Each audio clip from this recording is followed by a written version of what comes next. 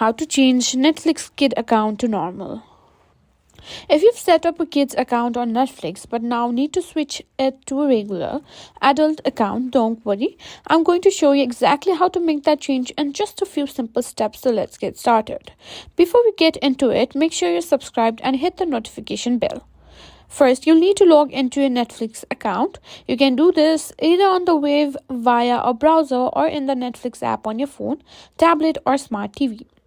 Once you're logged in, click on your profile icon in the top right corner and then select Account from the drop-down menu. Under the Account section, scroll down to find the Profile and Parental Controls area. Here you will see all the profiles associated with your Netflix account. Select the kid's profile that you want to change to a normal profile. Next, you'll see a list of options for that profile. Click on Change under Profile Lock if a PIN is set and disable it to remove any restrictions. This will make it easier to make changes to the profile.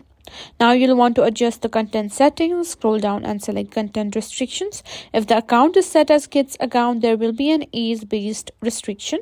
To convert this profile into a normal account, simply set the content restrictions to none.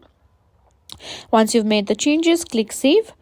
And that's it. You've successfully changed your Netflix kid account to a normal account.